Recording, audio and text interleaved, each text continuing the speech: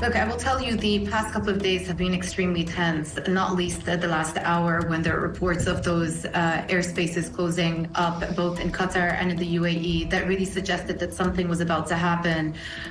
We heard multiple witnesses report several explosions over Doha, so it wasn't imminently clear what was going on. But of course, now we understand that several missiles were fired towards that Al Udeid base, and then the Qatar Foreign Ministry putting out a statement quickly afterwards saying that they condemned this attack from the IRGC, very long statement, but then confirming right at the end that there were no injuries or human casualties that resulted from that attack. And so it seems as though we were in a situation where the attacks were very much telegraphed in advance.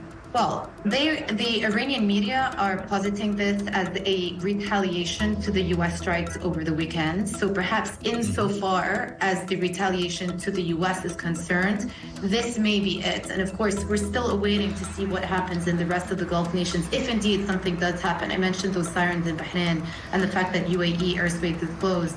But from Qatar's standpoint, I just want to give you two factoids that I think are relevant also. I'm sure you're aware of the significance of Al Udeid base in the region, the largest U.S. base in the Gulf.